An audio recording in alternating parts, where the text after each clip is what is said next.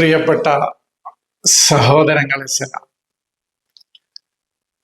ഇന്ന് ഞാൻ വന്നിട്ടുള്ളത് അൽ ബഖറയിലെ ആദ്യത്തെ ഭാഗവുമായിട്ടാണ്. എത്ര കണ്ട് വിശദീകരിക്കാൻ കഴിയുമെന്ന് എനിക്ക് അറിയില്ല. എൻ്റെ ഉദ്ദേശം ദാലിക്കൽ കിതാബ് എന്താണ് എന്നുള്ളതാണ്. നമ്മുടെ ഈ 20 മിനിറ്റ് കൊണ്ട് നമുക്ക് അവിടേക്ക് എത്താൻ കഴിഞ്ഞാൽ അത് വിശദീകരിക്കാം, അല്ലെങ്കിൽ അടുത്ത ക്ലാസ്സിൽ വിശദീകരിക്കും. കഴിഞ്ഞ ക്ലാസ്സിൽ നമ്മൾ എന്താണ് പറഞ്ഞത് എന്ന് 1 മിനിറ്റിൽ ഒന്ന് ചുരുക്കി പറയാം. ആ 1 മിനിറ്റ് നമുക്ക് അധികം പറയാം. അൽ ബഖറ എന്നുള്ളതിന്റെ ലിസാനിയായ തലവും അതിന്റെ ഇർഫാനിയായ തലവും നമ്മൾ വിശദീകരിച്ചു. അൽ ബഖറ എന്ന് പറയുന്നത് അതിന്റെ ലിസാനിയായ തലം എന്ന് പറയുന്നത്, അതിന്റെ ഭാഷാപരമായ തലം എന്ന് പറയുന്നത് ബഖറ ഷൈഅ, ഒന്നിലടങ്ങിയിരിക്കുന്ന ഒന്നിന്റെ ഉള്ളിൽ എന്തൊക്കെയാണ് ഉള്ളത് എന്ന് കണ്ടെത്താൻ വേണ്ടി അത് തുറന്ന് അതിനെ വകഞ്ഞു മാറ്റി അതിന്റെ ഉള്ളിലേക്ക് കടന്നു ചെല്ലലാണ് ബഖറ ഷൈഅ എന്ന് പറയുന്നത്. അങ്ങനെ കടന്നു ചെല്ലുന്ന നമുക്ക് മാതൃകയാക്കാൻ പറ്റിയ ഉത്കൃഷ്ടമായ ഉന്നതമായ ജ്ഞാനത്തിന്റെ ലോകമാണ് അൽ ബഖറത്ത് എന്നുള്ളത്. ആ അൽ ബഖറത്തിനെ വിധേയപ്പെട്ട് കീഴ്പ്പെട്ട് ജീവിക്കാനാണ് മൂസ തൻ്റെ ഉള്ളിലെ കൗമിനോട് പറയുന്നത്. അപ്പോൾ അതിൽ നിന്ന് കുറെ ചോദ്യങ്ങൾ വരികയാണ് അതിൻ്റെ ഉള്ളിൽ നിന്ന് തന്നെ. അപ്പോൾ അതിന് 10 ഗുണങ്ങൾ കണ്ടെത്തുകയാണ്. ആ 10 ഗുണങ്ങൾ ആ വചനത്തിൽ പറയുന്നുണ്ട്. ലാ ഫാരിദുൻ വലാ ബിക്കുറുൻ അവാനും ബൈനദാലിക്ക എന്നൊക്കെ പറയുന്നുണ്ടല്ലോ. ലാ ദലൂലുൻ തുസീറുൽ അർള എന്നൊക്കെ പറയുന്നുണ്ട് അതിന്റെ വിശേഷണങ്ങൾ. അത് നമ്മളപ്പോൾ വിശദീകരിക്കും.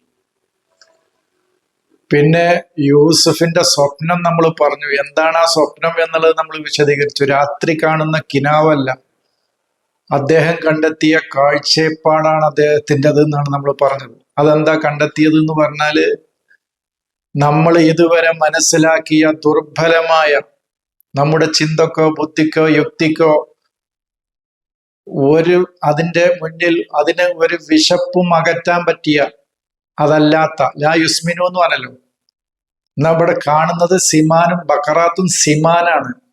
വിശപ്പ് അടക്കാൻ പറ്റിയ, തൻ്റെ യുക്തിക്കും ബുദ്ധിക്കും ചിന്തക്കും അതിൻ്റെ ആവശ്യമായ വിശപ്പടക്കാൻ പറ്റിയ അറിവിന്റെ ലോകം അവന് തുറന്നു കിട്ടുമ്പോൾ അതുവരെ നാം മനസ്സിലാക്കിയ ദുർബലമായ അറിവുകൾ, ദുർബലമായ ചിന്തകൾ, ഒരു ചെറിയ യുക്തിബോധം മതി അവനിൽ.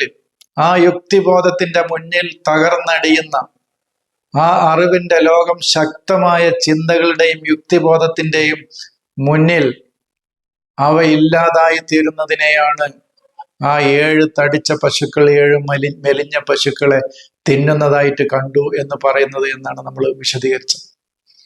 ഇത് പറഞ്ഞപ്പോൾ ഒമിനൽ ബഖരി സിനൈനി ഒമിനൽ ഇബിലി സിനൈനി എന്നുള്ള ഒമിനൽ ലൈനി, ചെമ്മരിയാട്, കോലാട്, ഒട്ടകം, പശു എന്ന അർത്ഥങ്ങളൊക്കെ വരുന്ന ആ വചനങ്ങളൊക്കെ നമ്മുടെ മനസ്സിലൂടെ കടന്നു പോകണം. ആ അന്വേഷണം തന്നെ വേണം. ഞാൻ ഈ പറഞ്ഞത് അപ്പടി വിഴുങ്ങല്ല എൻ്റെ സഹോദരങ്ങൾ. അപ്പൊ മാഷെ ഒമിനൽ ബഖരി സിനൈനി ഒമിനൽ ഇബിലി സിനൈനി എന്നോട് ചോദിച്ചിട്ടില്ലെങ്കിലും നമ്മുടെ ഉള്ളിൽ നിന്നെങ്കിലും ആ അന്വേഷണവും ചോദ്യവും വരണം. വരാതെ എന്തിനെ അന്ധമായി അനുകരിക്കുന്നത് അത് നമ്മുടെ യാഥാർത്ഥ്യത്തിലേക്ക് എത്തിക്കുകയില്ല. അതാണ് എൻ്റെ സഹോദരങ്ങളോട് ആമുഖമായിട്ട് സൂചിപ്പിക്കാനുള്ളത്. ആ ആയത്തുകളൊക്കെ നമ്മുടെ വിശദീകരണത്തിൽ വരും. ആ വചനങ്ങളൊക്കെ നമ്മുടെ വിശദീകരണത്തിലൂടെ കടന്നു പോകും.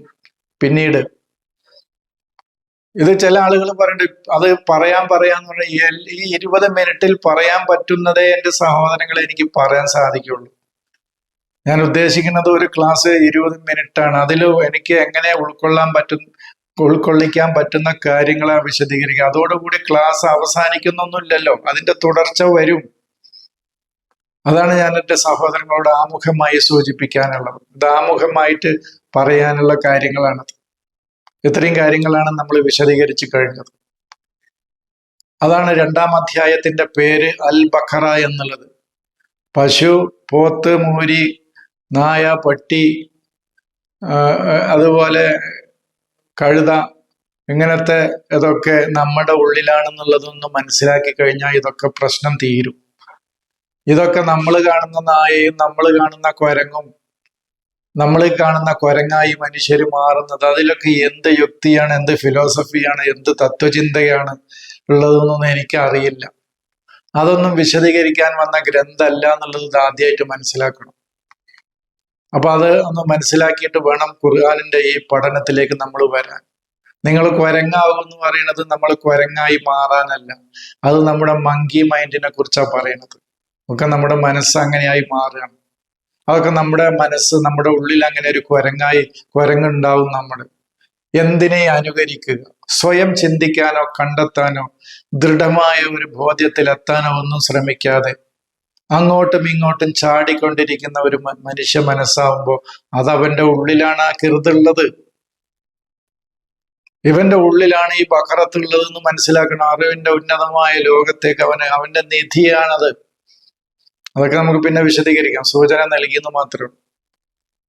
പിന്നെ വരുന്നത് ബിസ്മില്ലാഹിർ റഹ്മാൻ റഹീം, പേര് കഴിഞ്ഞാൽ. അത് നമ്മൾ സൂറത്തു അൽ ബഖറയിൽ അർ റഹ്മാൻ റഹീം എന്നുള്ളത് വിശദീകരിച്ചിട്ടുണ്ട്, ആ ക്ലാസ് കേൾക്ക്.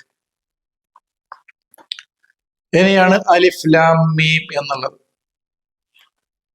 അത് 29 അധ്യായങ്ങളുടെ തുടക്കത്തിൽ ഇങ്ങനെ കേവലാക്ഷരങ്ങൾ വന്നിട്ടുണ്ട് എന്ന് ഞാൻ എൻ്റെ സഹോദരങ്ങളുടെ മുമ്പിൽ പറഞ്ഞിരുന്നു. 29 അധ്യായങ്ങളുടെ തുടക്കത്തിൽ ഇങ്ങനെ കേവലാക്ഷരങ്ങൾ വന്നിട്ടുണ്ട്. അതിൽ 14 അക്ഷരങ്ങൾ എടുത്ത് ഉപയോഗിച്ചിട്ടുണ്ട് എന്ന് ഞാൻ പറഞ്ഞിരുന്നു. 14 അക്ഷരങ്ങൾ എടുത്ത് ഉപയോഗിച്ചിട്ടുണ്ട്. ആകെ 28 അക്ഷരമാണ് അറബിയിലുള്ളത്. ആ 28 അക്ഷരങ്ങളിൽ 14 അക്ഷരങ്ങൾ എടുത്തിട്ടാണ് ഈ കേവലാക്ഷരങ്ങൾ ഓരോന്നും ഉപയോഗിച്ചിട്ടുള്ളത് 29 അധ്യായങ്ങളുടെ തുടക്കത്തിൽ. അത് ഒരക്ഷരമുള്ളതുണ്ട്, 2 അക്ഷരമുള്ളതുണ്ട്, 3 അക്ഷരമുള്ളതുണ്ട്, 4 അക്ഷരമുള്ളതുണ്ട്, 5 അക്ഷരമുള്ളതുണ്ട്. ഇങ്ങനെ 5 വരെ അക്ഷരങ്ങൾ വന്നിട്ടുണ്ട്. ഇപ്പൊ കാഫ്, ഹ, യ, ഐൻ, സ്വാദ്, അത് 5 അക്ഷരമാണ്. ഒരക്ഷരമുള്ളതാണ് നൂന്, ഖാഫ്, ഇതൊക്കെ ഒരക്ഷരാണ് അത് വന്നിട്ടുള്ളത്. ഈ അക്ഷരങ്ങൾക്കൊക്കെ അതിന്റെ ലിസാനിയ, ഈ അക്ഷരങ്ങൾക്കൊക്കെ ഓരോ അർത്ഥ തലങ്ങളുണ്ട്. അക്ഷരങ്ങൾക്ക് അർത്ഥമുണ്ട്, വാക്കുകൾക്ക് അർത്ഥമുണ്ട്. ഇതൊന്നും വെറുതെ അല്ല. ഇപ്പൊ അബ്, ജദ്, അതാണ് ഈ ലിസാനുൽ അറബിന്റെ തുടക്കം. അങ്ങനെയാണ് അബ്, ജദ് എന്ന് പറയുമ്പോ, അബ് എന്ന് പറയുമ്പോൾ നമ്മളൊരു അബായി മാറേണ്ട അവസ്ഥയെ കുറിച്ചാണ് പറയുന്നത്. ഇപ്പൊ നേരെ മറിച്ച് അതിപ്പോ നമ്മൾ ഇംഗ്ലീഷിലേക്ക് പോകുമ്പോൾ ABCD, അബ്, ജദ്, അല്ലെങ്കിൽ ആൽഫ, ബീറ്റ എന്ന് പറയുന്നുണ്ടല്ലോ. ABCD എന്ന് പറഞ്ഞാൽ ഗാമ, ഡെൽറ്റ എന്ന് പറയുന്നത്. സിക്ക് ഗ എന്നാണ് ചില സ്ഥലത്ത് ഉച്ചരിക്കും. അപ്പൊ ഈ ABCDയിൽ KLMN എന്ന് പറയുന്നതും QRST എന്ന് പറയുന്നതും ഒരേ സ്ഥലത്താണ്. അത് ഈ ലിസാനുൽ അറബ് എന്ന് പറയുന്ന ഒരു ഭാഷ, ഖുർആൻ പറയുന്ന ലിസാനുൽ അറബ് അതല്ല കേട്ടോ, അത് വേറെ വിശദീകരിക്കും. ഇതൊരു ലിസാനുൽ അറബ് തന്നെയാണ്. ഈ മുസ്ഹഫിന്റെ ഭാഷ ഒരു ലിസാനുൽ അറബാണ്. ഖുർആൻ ലിസാനുൽ അറബ് ബിലിസാനിൻ അറബിയിൻ മുബീൻ എന്ന് പറയുന്ന ആ ലിസാനുൽ അറബി എന്ന് പറയുന്നത് വേറൊരു തലമാണ്. അത് നമുക്ക് ആ തലത്തിലെത്തുമ്പോൾ വിശദീകരിക്കും. ഇത് ഈ മുസ്ഹഫിന്റെ ഭാഷ എന്ന് പറയുന്ന അർത്ഥതലത്തിൽ എടുക്കുമ്പോഴാണ് ഈ ലിസാനുൽ അറബ് എന്നതുകൊണ്ട് അത് ഉദ്ദേശിക്കുന്നത്. അപ്പോൾ അബ് എന്ന് പറയുന്നത് അത് ഒരുപാട് വിശദീകരിക്കേണ്ട കാര്യമുണ്ട്. 1-2 സൂചന മാത്രം ഇപ്പൊ വിടാം. അബ് എന്ന് പറയുമ്പോൾ നമ്മളിലെ അബാണത്. നമ്മുടെ ഉള്ളിൽ ഒരു ഇബ്രാഹിം എന്ന് പറയുന്ന അബുണ്ട്. ജദ് എന്ന് പറയുന്നത് തആല ജദ്ദു റബ്ബിന എന്ന് പറയുന്നത് നമ്മളിൽ ഒരു ഉന്നതമായ പദവിയും നമ്മളൊരു ലോകത്തിന് വിജ്ഞാനം നൽകുന്ന ഒരു മാതൃക, നമ്മളെ ആശ്രയിക്കാൻ പറ്റുന്ന ഒരു മാതൃകാ പിതാവുമായി നമ്മൾ മാറണമെങ്കിൽ എന്ത് ചെയ്യണം? ഹവസ് എന്നാണ്.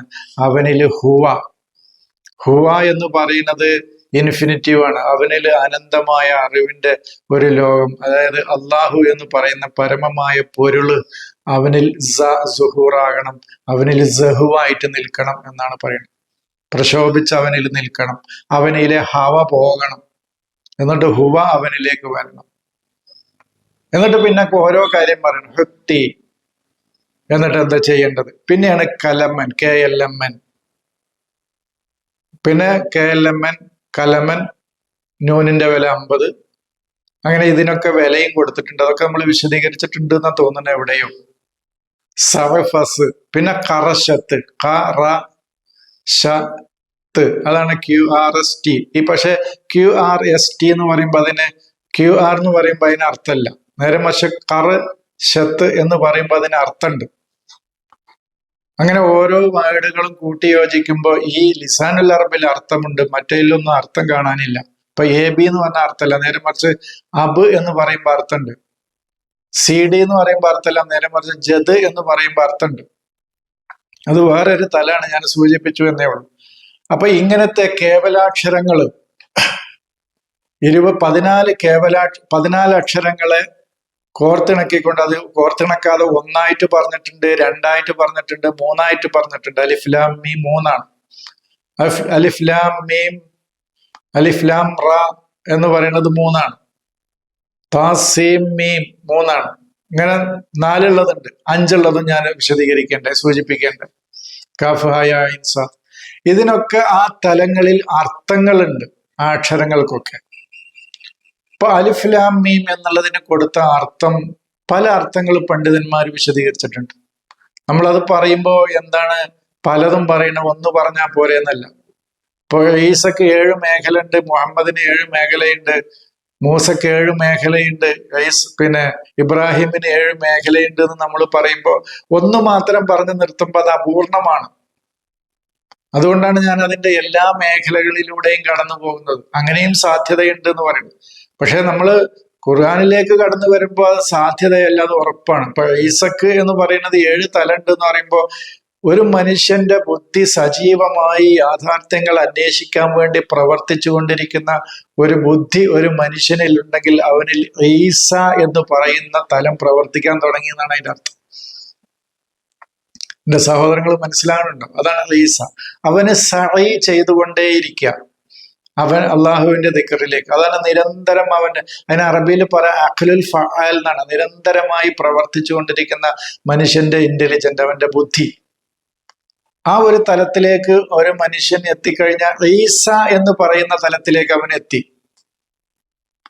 ഇനി അവന് ഹക്കും ബാത്തിലും വേർതിരിഞ്ഞ് കിട്ടുന്ന ബയ്യിനാത്ത്, ആ ഹക്കും ബാത്തിലും വേർതിരിഞ്ഞ് കിട്ടുക, വ്യക്തമായി സ്പഷ്ടമായി വേർതിരിഞ്ഞ് കിട്ടിക്കൊണ്ട ഒരു ശക്തി അവന്, ജ്ഞാനത്തിന്റെ ഒരു ഫലം അവന് കിട്ടുകയും വ്യാജമോ കളവുകളോ ഒന്നും ഇല്ലാത്ത ശുദ്ധമായ ജ്ഞാനത്തിലേക്ക്, റൂഹുൽ ഖുദ്സ്, അതാണ് ശുദ്ധമായ ആത്മീയ ജ്ഞാനത്തിലേക്ക് ഒരു മനുഷ്യൻ ഉയർന്നു വരികയും ചെയ്യുമ്പോൾ അത് ഈസ ഇബ്നു മറിയമാണ്. കാരണം ഈസ ഇബ്നു മറിയമിനെ കുറിച്ച് പറയുമ്പോഴാണ്, ഈസ ഇബ്നു മറിയം എന്ന് പറയുമ്പോഴാണ് അയ്യദ്നാഹു ബിറൂഹിൽ ഖുദ്സി എന്നും ബയ്യിനാത്തും അയ്യദ്നാഹു ബിറൂഹിൽ ഖുദ്സി എന്നും പറയുന്നത്. ഈസ ഇബ്നു മറിയം എന്ന് പറയുമ്പോൾ വെറും ഈസ എന്ന് പറയുമ്പോഴല്ല, അത് ഉറപ്പായതാണ്. മറ്റതിപ്പോ നമ്മൾ അലിഫ് ലാം മീം എന്ന് പറയുമ്പോൾ അത് വ്യത്യസ്ത വിശദീകരണങ്ങൾ ജ്ഞാനികൾ കൊടുത്തതാണ്. അതിൽ ഏതാണ് ശരി എന്നുള്ളത് നമുക്ക് ഓപ്ഷൻ ഉണ്ട്. ഏതാണ് ശരി എന്നുള്ളത് നമ്മുടെ ബുദ്ധിക്കും ചിന്തക്കും യുക്തിക്കും യോജിക്കുന്നത് ഏതാണെന്ന് തിരഞ്ഞെടുക്കാനുള്ള ഓപ്ഷൻ ഉണ്ട്. ഞാൻ പറഞ്ഞ ഈ ഇബ്രാഹിമിന്റെ 7 മേഖല, മൂസയുടെ 7 മേഖല, ഈസയുടെ 7 മേഖല എന്നുള്ളത് അത് ഖുർആനിന്റെ ആ മേഖലയിലൂടെ നമ്മൾ കടന്നു പോകേണ്ട മേഖലയാണ്. അത് നമ്മൾ എടുത്താൽ അത്രയും നല്ലതാണ് നമുക്ക്, നമ്മുടെ ആത്മീയ ജ്ഞാനത്തിന്റെ ഉയരങ്ങളിലേക്ക് എത്താൻ. അതിലിപ്പോ ഞാൻ പറഞ്ഞത് ഏതാണ്, ഈ 29 അധ്യായങ്ങളുടെ തുടക്കത്തിൽ 14 അക്ഷരങ്ങൾ ഉപയോഗിച്ചുകൊണ്ട് തുടങ്ങിയത്. അതിലെ ഒന്നാമത്തതാണ് അലിഫ് ലാം മീം എന്നുള്ളത്. ഇതിന് പറഞ്ഞത് ചില ജ്ഞാനികൾ ഇങ്ങനെ പറഞ്ഞിട്ടുണ്ട്, എന്ത് അലിഫ് എന്ന് പറഞ്ഞ അമ്മാറത്തും ബിസ്സു എന്നാണ് അതിന്റെ അർത്ഥം. അതായത് സ്വയം തിന്മ കൽപ്പിക്കുന്ന മനസ്സ്. യൂസുഫ് പറഞ്ഞല്ലോ, ഒമാ ഉബരിഉ ബിനഫ്സി ഇന്ന നഫ്സല അമ്മാറത്തും ബിസ്സു, അതായത് ഫിറൗനി മനസ്സ് സ്വയം തിന്മ കൽപ്പിച്ചുകൊണ്ടേയിരിക്കും. അതിൽ നിന്ന് പോയി അടുത്ത സ്റ്റെപ്പ് നഫ്സുൽ ലവ്വാമ, അതാണ് ലാം കൊണ്ട് ഉദ്ദേശിക്കുന്നത്. അതാണ് പിന്നെ സ്വയം അതില് വേദനിക്കുന്ന മനസ്സ്. അങ്ങനെ അതില് ആ തെറ്റ് ചെയ്തതിന്റെ പേരിൽ വേദനിക്കുന്ന മനസ്സ്, സ്വയം ആക്ഷേപിക്കുന്ന മനസ്സ്. അങ്ങനെ അവിടുന്ന് പോകുമ്പോ പിന്നെ അവനിലേക്ക് ഇൽഹാമുകൾ കിട്ടുക.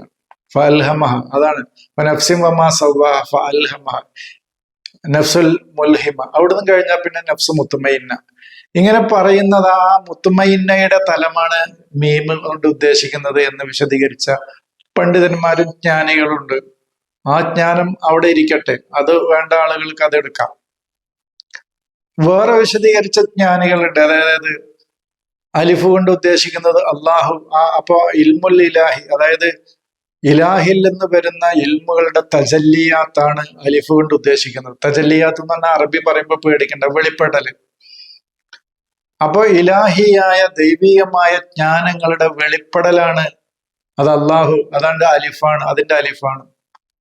അങ്ങനെ അത് ഈ പ്രകൃതിയിൽ ഇപ്പൊ ഒരു ചെടിയെ നമ്മൾ കണ്ടാല്, അല്ലെങ്കിൽ ഒരു ഉറുമ്പിനെ നമ്മൾ കണ്ടാല്, ഒരു തേനീച്ചയെ നമ്മൾ കണ്ടാല്, ഒരു മാവ് നമ്മൾ കണ്ടാല്, അവിടെയൊക്കെ ഒരുപാട് വിജ്ഞാനങ്ങൾ അതിലൊക്കെ വെളിപ്പെട്ട് കിടക്കുന്നുണ്ട്. പക്ഷെ അത് നമുക്കിപ്പോ അറിയില്ല.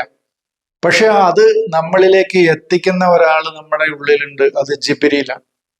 നസ്സലഹു അലാ ഖൽബിക്, ആ ജിബ്രീൽ അതാണ് നമ്മളിലേക്ക് തൻസീലാക്കുന്നത്, നമ്മളിലേക്ക് ആ അറിവിനെ ഡൗൺലോഡ് ചെയ്ത് തരുന്നത്. ആ ജിബ്രീലിന്റെ ലാമാണ് ലാമ് കൊണ്ട്, അലിഫ് ലാം എന്നുള്ളതിൽ ലാമ് കൊണ്ട് ഉദ്ദേശിക്കുന്നത്. മീം എന്നത് കൊണ്ട് ഉദ്ദേശിക്കുന്നത് അത് സ്വീകരിക്കാനുള്ള ഒരു റസൂല് നമ്മുടെ ഉള്ളിലുണ്ട്. ഡൗൺലോഡ് ചെയ്ത് കിട്ടിയാലും പോരാ, അറിവിനെ ഏറ്റുവാങ്ങുകയും അത് ലോകത്തിന് കൊടുക്കുകയും ചെയ്യുന്ന ഒരു റസൂല് നമ്മുടെ ഉള്ളിലുണ്ട്, ഹാമിലും നാഖിലും ആയത്. അപ്പൊ അല്ല മുത്തലക്ക റസൂലുൽ മുത്തലക്ക ഫിദാഖിലിന, നമ്മുടെ ഓരോരുത്തരുടെയും ഉള്ളിൽ അതിനെ ഏറ്റുവാങ്ങുന്ന ഒരു റസൂലുണ്ട്. ആ റസൂല് ചില ആളുകളുടെ റസൂല് പ്രവർത്തിക്കൂല. ഒഫി അംഫുസിക്കും ലഖദ് ജാഅക്കും റസൂലും മിൻ അംഫുസിക്കും എന്നല്ലേ, ഒഫീക്കും റസൂലുഹു എന്ന് പറഞ്ഞിട്ട് നിങ്ങളിൽ അവന്റെ റസൂലുണ്ട്, ഞാൻ അവരെ ശിക്ഷിക്കുകയില്ല. അന്ത ഫീഹിം എന്ന് പറയുന്നത് നീ അവരിൽ ഉണ്ടാകുമ്പോൾ എന്ന് പറയുന്നത്. ഇപ്പൊ നമ്മളില് റസൂലില്ല, അപ്പൊ നമ്മളെ വേണമെങ്കിൽ അള്ളാഹ്ക്ക് ശിക്ഷിക്കാം. ഒരു പിന്നെ ഏതോ കാലഘട്ടത്തിൽ മാത്രം കഴിഞ്ഞു പോയ ഒരു റസൂലിലും മാത്രമേ അത് ഒതുക്കുകയാണെങ്കിൽ അത് പോട്ടെ, അത് വേറെ വിഷയമാണ്. അത് അങ്ങോട്ട് പോയാൽ നമ്മൾ ഇപ്പോഴത്തെ ഈ അലിഫിലാമി വിശദീകരിക്കാൻ പറ്റില്ല. അങ്ങനെ ഒരു വിശദീകരണം അവിടെ കിടക്കുന്നുണ്ട്. അത് വേണമെങ്കിൽ ഇപ്പൊ അള്ളാഹു ഇൽമുൽ ഇലാഹി ആയ ഇലാഹിന്റെ തജല്ലിയാത്ത് വെളിപ്പെടുത്തി തരല്, ആ വെളിപ്പെട്ട് തരുമ്പോ അതിനെ നമ്മളുടെ ബുദ്ധിയിലേക്കും ചിന്തയിലേക്കും അതിനെ തെൻസീൽ ഡൗൺലോഡ് ചെയ്ത് കിട്ടണം. അതാണ് ജിബ്രീൽ. അല്ലാതെ ജിബ്രീൽ ഒരു ചിറകിട്ട് അടിച്ചു വന്ന് ഒരു മനുഷ്യരൂപത്തിൽ വന്ന് നമ്മളെ കൂട്ടിപ്പിടിച്ച് ബേജാറാക്കി ഓതിത്തരുന്ന വിഷയമല്ല ഞാൻ പറയുന്നത്. ഓരോ മനുഷ്യന്റെ ബുദ്ധിയിലേക്കും ചിന്തയിലേക്കും ഡൗൺലോഡ് ചെയ്യപ്പെട്ട് കിട്ടുന്നത്. നിങ്ങൾ എന്റെ സഹോദരങ്ങൾ ഇത് ഉൾക്കൊള്ളാൻ കഴിയുമോ എന്നുള്ളത് എനിക്ക് അറിയില്ല. ഉൾക്കൊള്ളുകയാണെങ്കിൽ ഉൾക്കൊണ്ട, എനിക്കിപ്പോ പിന്നെ ഈ വിഷയമൊന്നുമില്ല. കാരണം ഞാന് എപ്പോഴും പറയാറുണ്ട്, എനിക്ക് ആരുടെയും ചെലവൊന്നുമില്ല, അല്ലെങ്കിൽ ഏതെങ്കിലും ഒരു സംഘടനയിലേക്ക് വിളിക്കാനൊന്നും ഞാൻ തയ്യാറല്ല. എനിക്ക് എന്തെങ്കിലും ആവശ്യം ഉണ്ടെങ്കിൽ ഞാൻ ജോലിക്ക് പോവുകയ്യ, അല്ലാതെ ഇത് വിറ്റ് കാശാക്കിയിട്ട് അതാണ് ഇതിപ്പോ ആളുകൾ സ്വീകരിക്കൂല എന്നുള്ള പേടിയ. എനിക്ക് എന്റെ അറിവ്, എനിക്ക് കിട്ടിയ അറിവ് എന്റെ സഹോദരങ്ങളുമായിട്ട് ഷെയർ ചെയ്യണു, പങ്കുവെക്കുന്നു എന്ന് മാത്രമല്ല. ഇതന്നെ എടുക്കണം എന്നുള്ള വാദവും എനിക്കില്ല. അപ്പൊ ഞാൻ പറയണത് അതാണ്. അപ്പൊ ദുർബല വിശ്വാസികൾക്ക് ബേജാറാവും, പഠിച്ചോനെയും ഞങ്ങളെ റസൂലില്ല എന്ന് ഞാൻ പറഞ്ഞിട്ടില്ല. പക്ഷെ ഓരോരുത്തരിലും റസൂൽ ഉണ്ട് എന്നും കൂടി ഞാൻ പറഞ്ഞിട്ടുണ്ട് എന്നേ ഉള്ളൂ. അല്ലാതെ ഏതെങ്കിലും ഒരു രാജ്യത്ത് ഒരു റസൂല് കഴിഞ്ഞു പോയിട്ടില്ല എന്നൊന്നും ഞാൻ പറയുന്നില്ല. ലഖദ് ജാഅക്കും റസൂലും മിൻ അൻഫുസിക്കും എന്ന് പറയുന്നത് നഫ്സിന്ന് റസൂല് വന്നിട്ടുണ്ട് എന്നാണ്, വരും. വഫീക്കും റസൂലുഹു, നിങ്ങളിൽ അവന്റെ റസൂലുണ്ട് എന്ന് പറയുന്നത്. അപ്പൊ റസൂലും മിനല്ലാഹി ഉണ്ട്, റസൂലും മിൻ അൻഫുസിക്കും ഉണ്ട്. ഇത് രണ്ടും വേർതിരിച്ച് മനസ്സിലാക്കണമെന്നേ ഞാൻ എന്റെ സഹോദരങ്ങളോട് പറഞ്ഞിട്ടുള്ളൂ. അപ്പൊ ഞാൻ പറയുന്നത് അങ്ങനെ ഒരു റസൂല് മുത്തലക്ക നമ്മുടെ ഉള്ളിലുണ്ട്. ആ സ്വീകരിക്കുന്ന അറിവുകളെ സ്വീകരിച്ച് ഏറ്റുവാങ്ങാൻ പറ്റുന്ന നമ്മുടെ ഉള്ളിൽ ഒരു റസൂലും പിശാചും ഉണ്ട്, ഒരു റഹ്മാനും റഹീമും ശൈത്താനും ഉണ്ട്. ഇത് തമ്മിലുള്ള ഏറ്റുമുട്ടലാണ് നടക്കുന്നത്, നമ്മുടെ ഉള്ളിലുള്ള സംഘട്ടനം. അപ്പൊ അത് ഞാൻ സൂചിപ്പിച്ചു എന്നുള്ളൂ. അപ്പൊ പറഞ്ഞു പോയപ്പോ ദാലിക്കൽ കിതാബിലേക്ക് ഞാൻ തുടക്കത്തിൽ തന്നെ എനിക്ക് സംശയം ഉണ്ടായിരുന്നു. അതുകൊണ്ട് ഞാൻ പറഞ്ഞു ദാലിക്കൽ കിതാബിലേക്ക് എത്തുകയാണെങ്കിൽ വിശദീകരിക്കാന്ന് പറഞ്ഞു. പിന്നെ വേറൊരു വിശദീകരണം അലമ എന്ന് പറയുന്നത്, അത് കൂട്ടി വായിച്ചിട്ടൊരു വിശദീകരണം പറഞ്ഞിട്ടുണ്ട്. അലിഫ് ലാമ് ഇങ്ങനെ ഹുറൂഫുകളെ വേർതിരിച്ച് പറയേണ്ടതില്ല, അതിനെ ഒന്നിച്ച് പറയണം. അലിഫ് ലാം റ എന്നത് ഒന്നിച്ച് പറയണം. അങ്ങനെ ഹുറൂഫുകളെ വേർതിരിക്കേണ്ടതില്ല എന്ന് പറയുന്നതുണ്ട്. ഹുറൂഫുകളെ വേർതിരിച്ച് പറഞ്ഞിട്ടുണ്ട്, കൂട്ടി പറഞ്ഞിട്ടുണ്ട് എന്ന് പറയുന്നത്. വേർതിരിച്ച് പറഞ്ഞ വ്യാഖ്യാനങ്ങളാണ് ഇപ്പൊ ഞാൻ പറഞ്ഞത്. നീ അലമ എന്ന് അതിനെ ചേർത്ത് പറയുമ്പോൾ ഒരു വിശദീകരണം ഉണ്ട്.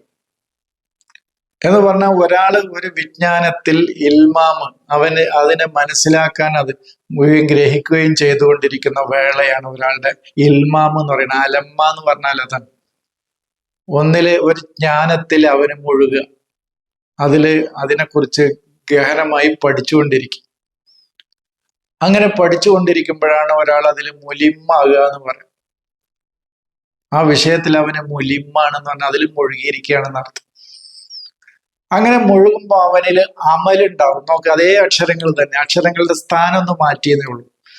അമലുണ്ടാകുക എന്ന് പറഞ്ഞാൽ അവനിൽ വീണ്ടും വീണ്ടും ആഗ്രഹങ്ങൾ, പ്രത്യാശകൾ അവനിൽ ജനിക്കുകയാണ്. പുതിയ അറിവിന്റെ മേഖലകളിലേക്ക് അവന് കടന്നു പോകാനുള്ള പ്രത്യാശകൾ അവനിൽ ഉണ്ടാക്കി തീർക്കുകയാണ്. അതാണ് അവനിൽ അമലുണ്ടാക്കുക. അക്ഷരങ്ങൾ ഒന്ന് തന്നെയാണ്, സ്ഥാനം അങ്ങോട്ടും ഇങ്ങോട്ടും മാറിയെന്നേ ഉള്ളൂ. അത് ഞാൻ ഈ ബക്കറ വിശദീകരിച്ച പറഞ്ഞല്ലേ, ബക്കറ റക്കബ. ഒരാള് റക്കബ നിരന്തരമായി നിരീക്ഷിച്ചു കൊണ്ടിരിക്കുക കാര്യങ്ങളെ. അങ്ങനെ നിരീക്ഷിക്കുമ്പോഴാണ് എന്നാൽ അതിൻ്റെ ഉള്ളിൽ എന്താണെന്നുള്ളതൊന്ന് പരിശോധിക്കണമല്ലോ എന്നുള്ള അവനിൽ ഉണ്ടാകുക. എന്നിട്ട് അതിൻ്റെ ഉള്ളിൽ അടങ്ങിയിരിക്കുന്ന കാര്യങ്ങൾ അന്വേഷിച്ച് പരിശോധിക്കാൻ അവ വകഞ്ഞു മാറ്റി അതിൻ്റെ ഉള്ളിലേക്ക് കടന്നു ചെല്ലുക. ബക്കറ ഷെയ്അ എന്ന് പറയുന്നത്. ഇതൊന്നും ചെയ്യാത്ത മനുഷ്യനാണ് ഖബറില്, അജ്ഞതയുടെ ഖബർ. അതാണ് ഖബർ. അക്ഷരങ്ങളൊക്കെ ഒന്ന് തന്നെയാണ്, പക്ഷെ അർത്ഥതലങ്ങൾ മാറണത് നോക്കൂ നിങ്ങൾ. ഖബറ അല്ലെങ്കിൽ ബഖറ അല്ലെങ്കിൽ റഖബ ഒക്കെ അക്ഷരങ്ങൾ ഒന്നാണ്. ഒരു സ്ഥാനം മാറുമ്പോൾ ഏകദേശം തത്തുല്യ. അല്ലാതെ അത് ഖബർ എന്ന് പറയുന്നത് നമ്മൾ ഈ മണ്ണ് ഇട്ട് മൂടുന്ന ഖബറല്ല. നമ്മുടെ ചിന്തകള്, നമ്മുടെ അന്വേഷണങ്ങള്, നമ്മുടെ ഗവേഷണങ്ങള്, നമ്മുടെ ബുദ്ധി, ചിന്ത, അതിന്റെ പ്രവർത്തനങ്ങളും ഒക്കെ ഈ അജ്ഞതയുടെ മണ്ണിട്ട് മൂടിയിരിക്കുകയാണ്. അതാണ് ഒരു മനുഷ്യന്റെ ഖബർ. നേരെ മറിച്ച് ആ ഖബറിൽ നിന്നും പുറത്തു വന്നിട്ടാണ് അവന്റെ റഖബ തുടങ്ങുന്നത്, കാര്യങ്ങളെ നിരീക്ഷിക്കാൻ. മുറാഖിബ് എന്ന് കേട്ടിട്ടില്ല നിങ്ങൾ? റഖീബ് അത്തീദ് എന്ന് ഖുർആനിലുണ്ടല്ലോ. അപ്പൊ ആ ഒരു നിരീക്ഷണത്തിന്റെ തലത്തിലേക്ക് അവന് കിടക്കുകയാണ്. അപ്പോഴാണ് പിന്നെ അവനില് ബഖറ, അന്ന് അതിന്റെ ഉള്ളിൽ എന്താണെന്ന് നോക്കാലോ എന്ന് പറഞ്ഞിട്ട് അതിന്റെ തടസ്സങ്ങളൊക്കെ നീക്കി അതിനെ വകഞ്ഞു മാറ്റി അതിന്റെ ഉള്ളിലേക്ക് കടന്നു ചെല്ലുക. അങ്ങനെ കടന്നു ചെല്ലുമ്പോൾ അവൻ കാണുന്ന ഉന്നതമായ അറിവിന്റെ ലോകമാണ് അൽ ബഖറത്ത്. അപ്പോൾ ഞാൻ പറഞ്ഞു വന്നത് എന്താണ്? അമലിലേക്ക് അവൻ എത്തുന്നു. ആ അമല് അവനെ എങ്ങോട്ട് എത്തിക്കും? മലയിലേക്ക് എത്തിക്കും.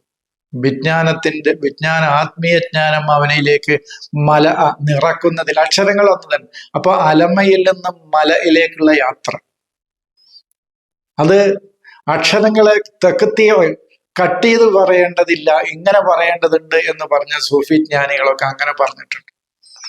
അതാണ് മലയിലേക്ക് എത്തുക. മല ഉൽ അല എന്ന് പറയുന്നുണ്ടല്ലോ. മല ഉൽ അല എന്ന് പറഞ്ഞാൽ ഏറ്റവും ഉന്നതമായതും ജ്ഞാനത്താൽ നിറക്കപ്പെട്ടതുമായ ഒരു തലം. അതാണ് ഒരു മനുഷ്യന്റെ മല ഉൽ അല. ആ തലത്തിലേക്ക് ഒരു മനുഷ്യൻ എത്തിപ്പെടും. അപ്പോ അവനിൽ നിന്ന് ജ്ഞാനങ്ങൾ ഇങ്ങനെ വന്നുകൊണ്ടിരിക്കും. അവനറിയാതെ തന്നെ അറിവുകൾ ഇങ്ങനെ അവനിൽ നിന്ന് കാരണം അത്. പക്ഷെ പിന്നെ എനിക്ക് എല്ലാം അറിയാന്നുള്ളൊരു ഇതൊന്നും അത്തരം ആളുകളിലൊന്നും ഉണ്ടാവില്ല. അല്ലെങ്കിൽ അവർ പറഞ്ഞത് മാത്രമാണ് ശരി. കാരണം അതാണ് ഈസയുടെ തലത്തിലൊക്കെ എത്തിയ ആളുകൾ പറഞ്ഞത്, വല ആയലമു മാഫി അന്ത തൈലമു മാഫി നഫ്സി വല ആയലമു മാഫി നഫ്സിക്കാന്ന് ഈസ പറയുന്നുണ്ട്. അറിയാലോ, എന്റെ ഉള്ളിലെ എന്റെ നഫ്സിലുള്ളത് എന്താണെന്ന് നിനക്കറിയാം, പക്ഷെ നിന്നിലുള്ളത് എന്താണെന്ന് എനിക്കറിയില്ല. അത് ആ തലത്തിലേക്ക്, അറിവിന്റെ മേഖലയിലേക്ക് എത്തുമ്പോൾ അവരിൽ നിന്ന് വരുന്ന പ്രതികരണമാണ്. നോക്കൂ നിങ്ങൾ. അതുപോലെ തന്നെ അയ്യൂബും ഒക്കെ പറയുന്നത് അന്നീ മസനിയുള്ളു എന്ന് പറയുന്നത് എന്താണ്? എനിക്ക് അന്ധത ബാധിച്ചു, അന്ധതയിലേക്ക് ഞാൻ പോയിരിക്കുന്നു എന്ന് പറയുന്നത് രോഗം ബാധിച്ചു എന്നല്ല, അല്ലെങ്കിൽ ദീനം ബാധിച്ച ശാരീരികമായ ഫിസിക്കലായ രോഗമല്ല. ലരീറാണ്, അന്ധതയാണ്. എവിടെ വിജ്ഞാനത്തിന്റെ ഏത് തലത്തിലേക്ക് ഉയർന്ന ആളുകളാണ് ഈ പറയുന്നതെന്ന് നോക്കുക നമ്മൾ. അപ്പൊ അതാണ് മലയിൽ. അപ്പോ അലമ, അമല്, മല, ഇങ്ങനെ അതിന് പോകുന്ന തലമുണ്ട്. അങ്ങനെ ഓരോന്നും അങ്ങനെ. ഇപ്പൊ ഖാഫ് എന്ന വാക്ക് പറയുന്നത് പിന്തുടരുക എന്നാണ്. പിന്തുടരുക എന്നുള്ളതാണ് ഖാഫ് എന്ന് പറഞ്ഞാൽ. എന്തിനെയാണ് പിന്തുടരേണ്ടത്? വൽ ഖുർആനിൽ മജീദ്, അവന്റെ ഉള്ളിലെ ഖുർആനിനെയാണ് അവൻ പിന്തുടരേണ്ടത്. ഇപ്പൊ നിങ്ങൾ നോക്കൂ, ഖാഫ് വൽ ഖുർആനിൽ മജീദ് നോക്കൂ. ഖാഫ് എന്ന് പറഞ്ഞാൽ ഫോളോ ചെയ്യാന്നാണ്. ഖുർആൻ തന്നെ പറഞ്ഞിട്ടുണ്ട്, വലാ തഖഫു, നീ പിന്തുടരരുത്. വഖഫ എന്നുള്ളതിൽ നിന്നല്ല, ഖഫ യഖ്ഫി എന്നാണ് അത് അതിന്റെ ഖഫ് എന്നുള്ളതാണ് അതിന്റെ റൂട്ട്. വഖഫ വേറെ, അത് നിൽക്കുക എന്നുള്ള അർത്ഥത്തിന്. മൗഖിഫുൽ ബാസ് എന്ന് പറഞ്ഞ ബസ് സ്റ്റാൻഡ് എന്നൊക്കെ നമ്മൾ പറയും. ഇത് ഖാഫ് എന്ന് പറഞ്ഞാൽ ഒന്നിന്റെ പിറകെ പോവുക എന്നാണ് ഖാഫ്, ഖഫ എന്നുള്ളതിൽ നിന്ന്. അപ്പോ ഖാഫ് വൽ, അപ്പൊ അവന് എന്തിനാണ് ഇപ്പൊ എന്ന പോലെ തന്നെ സ്വാദ്, ഖാഫ് വൽ ഖുർആനിൽ മജീദ് എന്ന് പറഞ്ഞാൽ അവന് പിന്തുടരേണ്ട ഖുർആൻ എന്നുള്ളതാണ്. മഹത്വമേറിയ ഒരു ഖുർആനിനെ ആണ് അവൻ ഫോളോ ചെയ്തുകൊണ്ടിരിക്കേണ്ടത്. അതാണ് ഖാഫ് വൽ ഖുർആനിൽ മജീദ്. സ്വാദ് വൽ ഖുർആനു ദിക്ർ, അപ്പൊ അവന് സ്വാദ് എന്നുള്ള അക്ഷരത്തിന് ഒരു അർത്ഥതലമുണ്ട്. അത് ഒറ്റക്ക് നിൽക്കുമ്പോ, അത് കൂട്ടി പറയുമ്പോ വേറെ ഒരു അർത്ഥതലാണ്. അപ്പൊ ഇത് ഞാന് ഇപ്പൊ സമയം കുറച്ചധികമായി പോയി, ക്ഷമിക്കണം. സാധാരണ ഞാൻ 20-21 മിനിറ്റിൽ ഒതുക്കാറാണുള്ളത്. ദാലിക്കൽ കിതാബുമാണ് ഞാൻ ഉദ്ദേശിച്ചിരുന്നത്. ഇൻഷാ അല്ലാഹ് അത് അടുത്ത ക്ലാസ്സിലൂടെ പറയാം എന്ന് മാത്രം സൂചിപ്പിച്ചുകൊണ്ട് നിർത്തുന്നു. സലാം.